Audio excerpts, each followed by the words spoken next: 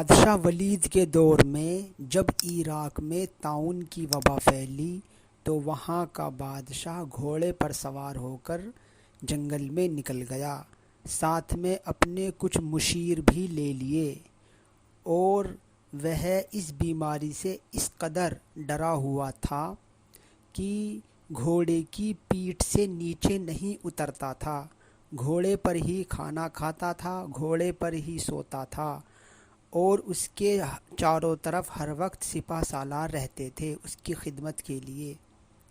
ایک دن بہت کوششوں کے بعد جب اسے نیند نہیں آئی تو اپنے وزیر سے بولا، مجھے کوئی واقعہ سناؤ۔ وزیر نے واقعہ سنانا شروع کیا۔ وزیر سمجھدار تھا، اس نے سنایا، بادشاہ سلامت، ایک بار ایک لومڑی جنگل کے دوسرے جانوروں کے ڈر سے شیر کی خدمت کرنے لگی۔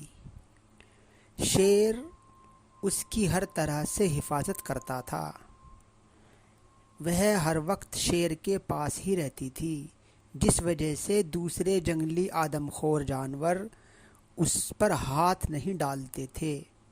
ایک بار عقاب پرندے نے لومڑی پر جھپٹا مارا تو لومڑی ڈر کر شیر کے پاس پہنچ گئی۔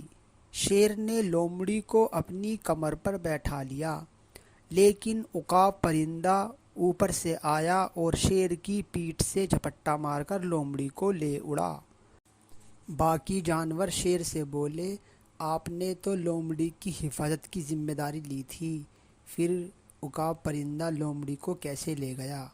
شیر بہت نرمی سے بولا، بھائیو، زمین پر آنے والے خطرات سے میں اس کی حفاظت کر سکتا تھا، لیکن جو خطرہ جو ہاتھ سے آسمان کی طرف سے آتے ہیں اس پر میرا بس نہیں۔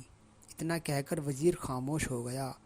بادشاہ وزیر کا اشارہ سمجھ گیا۔ بادشاہ سمجھ گیا کہ وزیر کا اشارہ میری طرف ہے، کیونکہ میں بھی طاعون یعنی اتنی بڑی بیماری جو اللہ کی طرف سے اس وقت میری رعایا پر آئی ہوئی ہے، اس سے ڈر کر میں یہاں پر آ گیا ہوں، اور اس پر میرا بس نہیں کہ میں اسے روک سکوں، یہ سب اللہ کی طرف سے ہی ہے۔ اسی لیے بادشاہ ایسا سوچ کر واپس اپنے محل میں آ گیا اور اپنی رعایا کی خدمت میں جی جان سے لگ گیا۔